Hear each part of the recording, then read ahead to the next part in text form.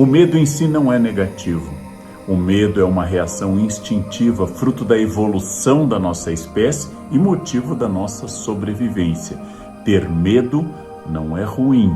O medo tem causas objetivas e diretas. O medo tem efeitos físicos, como por exemplo a taquicardia, os olhos arregalados. O medo tem pavores psíquicos. O medo em si, como eu disse, não é algo que nos destrói, mas é preciso analisar, pensar, para que o medo não nos domine. Em primeiro lugar, nós sobrevivemos como espécie porque nós temos medo. O medo de um espaço escuro, o medo de feras, o medo de passar fome, obrigou a nossa espécie a buscar estratégias de defesa, associações em grupo, constituições de defesas, e hoje também podemos falar em defesas psíquicas, em muletas contra o medo. Eu vou dar um exemplo a vocês de uma questão muito importante. Existem poucos seres humanos no planeta que sofrem de uma característica chamada analgesia congênita. Analgesia congênita, ou seja, não sentem dores. Estas pessoas que por uma série de questões não sentem dores, não sentem quando seu braço está queimando, não sentem uma fratura, não sentem uma apendicite, sofrem muito e raramente sobrevivem por muito tempo. Por quê? Não tendo a dor, não sabem, por exemplo, que quebraram um osso. Não tendo a dor, por exemplo, não sabem que um ambiente, uma panela, um ambiente oferece risco. Não tendo a dor, acabam morrendo, porque não tem este mecanismo de defesa que é a dor. A dor é muito importante porque ter medo de sentir dor nos afasta de experiências de risco desnecessário.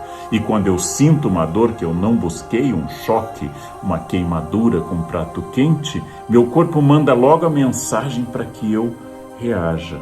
A dor e o medo são estratégias fundamentais de sobrevivência. Ter medo de andar na rua em um lugar perigoso, quando eu posso ser assaltado ou agredido, é uma prudência que vai me levar a evitar saídas, por exemplo, desnecessárias. Se eu vou a algum lugar e não é necessário que eu enfrente aquele lugar. O medo de ter um acidente de carro pode me levar a ser um motorista mais prudente. Até o medo de ter aquela ressaca pós-bebedeira pode ser uma ação educativa para que eu modere a ingestão de bebida alcoólica. O medo de ficar sem dinheiro pode ser um estímulo a que eu seja uma pessoa mais prudente nos meus gastos. Logo, pensando como uma advertência diante de um perigo real, o medo não é ruim. O medo é uma forma de eu pensar melhor, agir melhor, ter inclusive uma estratégia mais objetiva. Nós temos medos reais e temos medos imaginários. Eu posso pensar, por exemplo, nas fobias, mas as fobias são características psíquicas muito graves que excedem inclusive a racionalidade de uma causa. Exemplo, as aranhas podem ser venenosas. Quando eu estou em um ambiente em que há várias aranhas, eu, Leandro, que não tenho aracnofobia, eu fico com medo. Eu tenho medo de ser picado por uma aranha, já fui na infância picado por uma aranha.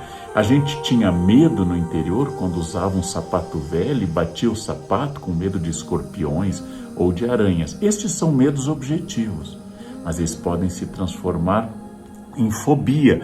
Por exemplo, ofidiofobia, que é o medo de cobras. Eu devo ter medo de cobras quando eu estou no meio do mato e aparece uma cobra. Eu devo ter medo, porque a cobra tem veneno e pode me matar. Inclusive, este medo é saudável, este medo tem base, este medo é explicável, mas pode se transformar por vários motivos em fobias. A simples presença de uma aranha no ambiente ou a simples imagem de uma cobra podem despertar em mim uma taquicardia, uma boca seca, uma ansiedade desmesurada. Ou seja, uma ansiedade além daquilo que é o risco em si. Não posso nem ver filmes de aranhas que eu já fico completamente paralisado. Então pode ser que você esteja sofrendo de uma fobia. Existem fobias para gatos, para cachorros, para aranhas, para cobras. Existem fobias muito variadas. Elas são uma doença específica. Então, no caso de um medo me paralisar por completo, ele excede o simples medo e se torna uma fobia. Ele dá um degrau acima, é um pavor que eu não consigo controlar. Logo, de medo positivo, balançar um pouco um sapato velho para ver se não há, por exemplo, uma aranha, um escorpião, por exemplo, evitar andar em um ambiente que possam existir cobras venenosas, sem colocar, por exemplo, uma bota que me defenda de uma picada nas pernas. Isto é prudência. Se eu não tiver essa prudência, eu tenho temeridade, que Aristóteles disse que é um defeito. Aristóteles define a coragem como a pessoa que sai para enfrentar seus medos, mas não deixa de ser prudente. Quando a prudência é excessiva, ela pode virar covardia. Quando não existe o medo, isso pode virar temeridade. O medo é positivo se me faz pensar em boas estratégias. Eu tenho um certo medo do declínio final da idade. Então eu vou ter alimentação equilibrada, vou fazer esportes sob supervisão médica, eu vou fazer vacinas, porque isto vai retardar, pelo menos retardar, o declínio final. Isto vai impedir que ele chegue muito cedo do ponto de vista da estratégia. Agora, o medo paralisante da morte é outra questão. Então eu estou lidando talvez com um medo que esconda outras questões, talvez com um medo que traga outros sentimentos, mas quando ele é estratégico, ele é bom. O medo é um sentimento que pode ser visto como uma aliança estratégica para me tornar uma pessoa melhor. Claro que o medo é tão forte, eu citei lá no início que é um dos gigantes da alma. O medo pode ser instrumentalizado por pessoas. Por exemplo, sistemas políticos vão dizer: votem em mim, porque o outro é o caos, o outro é a destruição. O medo da fome, da inflação, do desemprego, da desordem social é um argumento muito forte. Muitos religiosos durante a Idade Moderna diziam muito mais sobre o medo do inferno do que sobre o amor a Deus. Eu não falo para você como candidato do que eu quero fazer, apenas digo que eu sou a única alternativa que você tem. Então eu estou usando o medo como uma forma de controlar as pessoas. Os pais que assustam crianças com medos, na minha infância era o homem do saco que passa na rua e vai pegar crianças. Os pais que assustam crianças para que ela não faça algo perigoso ou que seja obediente, utilizam o medo como estratégia de controle. É muito eficaz. O medo é muito eficaz como estratégia de controle.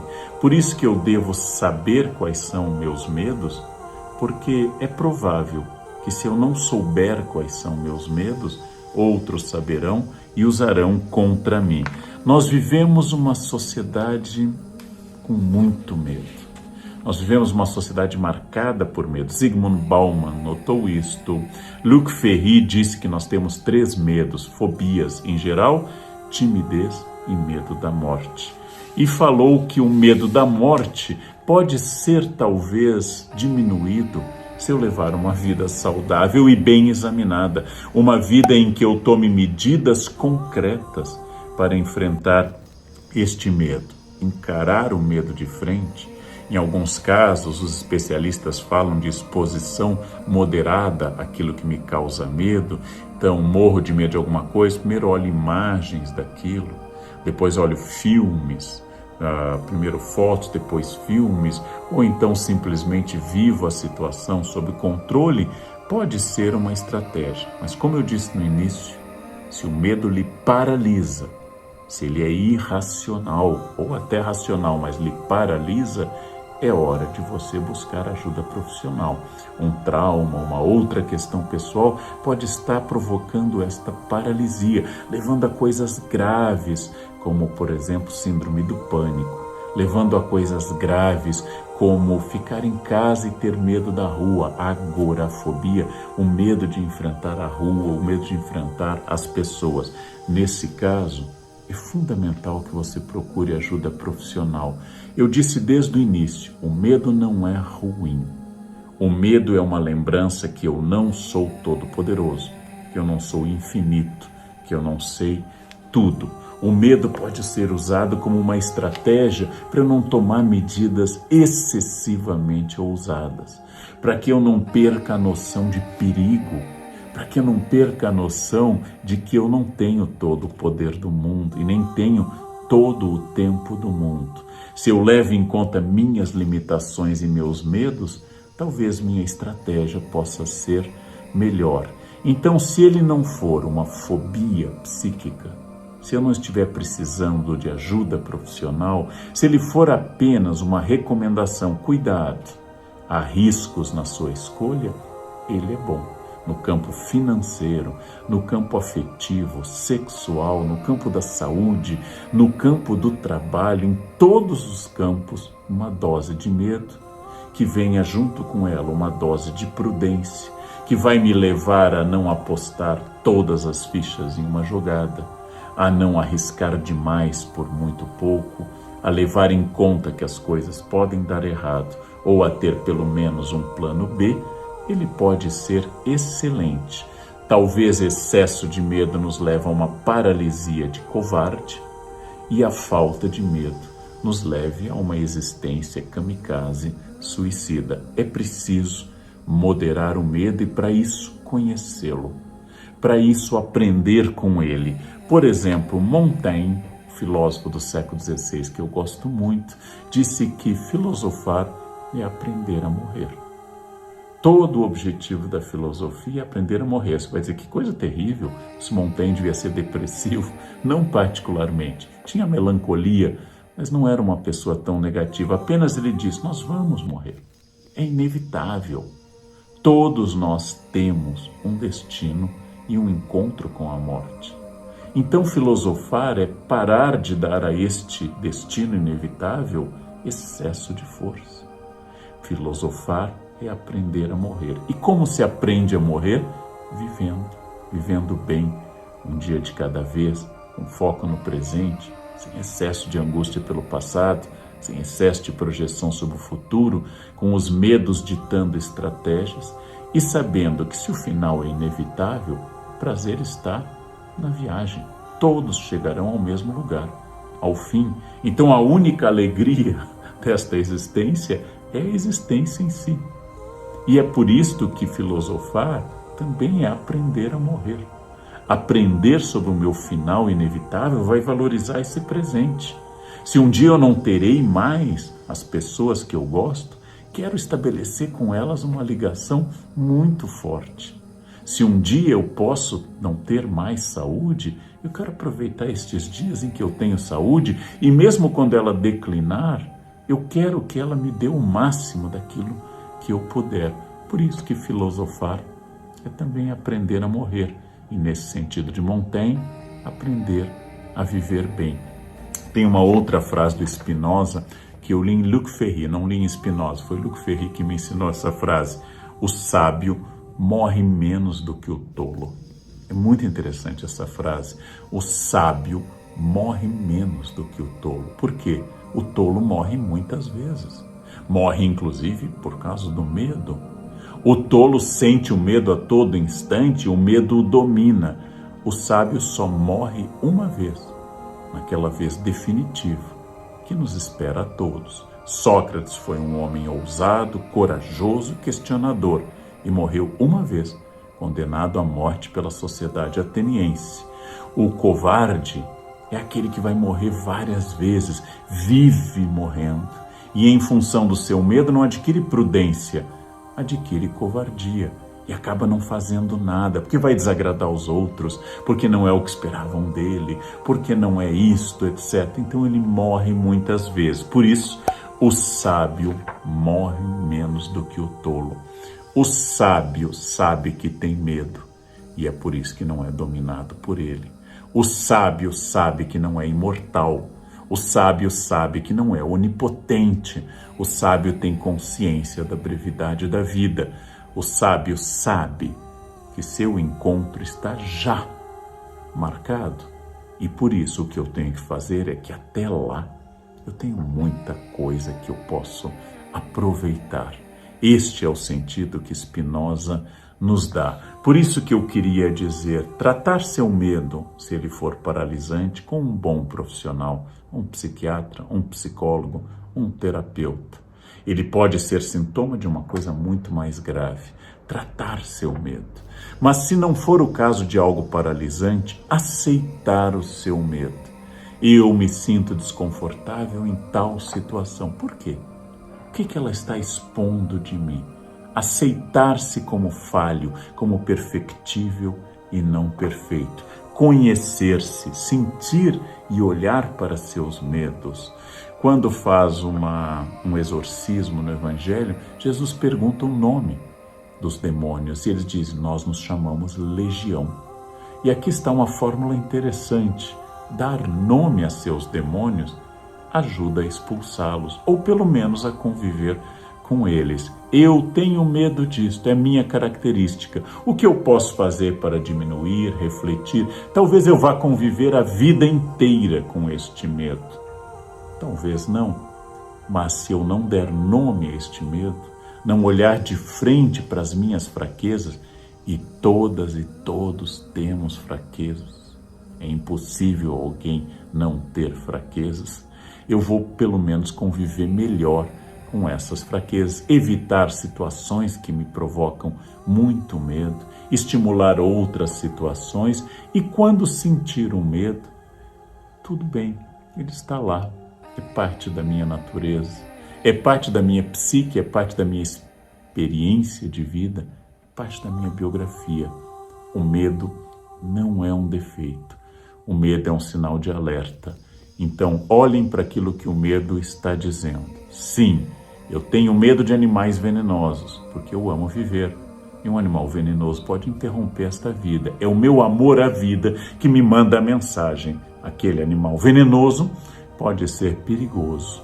Esse medo não me domina, ele convive comigo. Eu vou pensar na vida que eu quero preservar e não no medo de perdê-la. Há uma história que eu gosto muito da peste indo para uma grande cidade no Oriente Médio e um médico a encontra no caminho e a peste diz a ele, eu vou a Bagdá matar 100 mil pessoas. O médico entende que é a missão da peste, é a missão da morte da peste.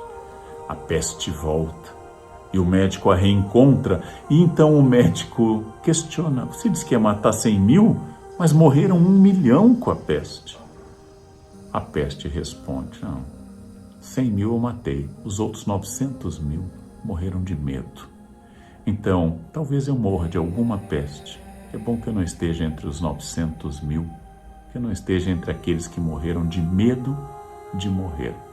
A melhor vingança contra o medo é olhar para ele e dizer, tudo bem, eu não te convidei, mas você faz parte de mim. Vamos adiante, porque viver é muito superior a morrer de medo.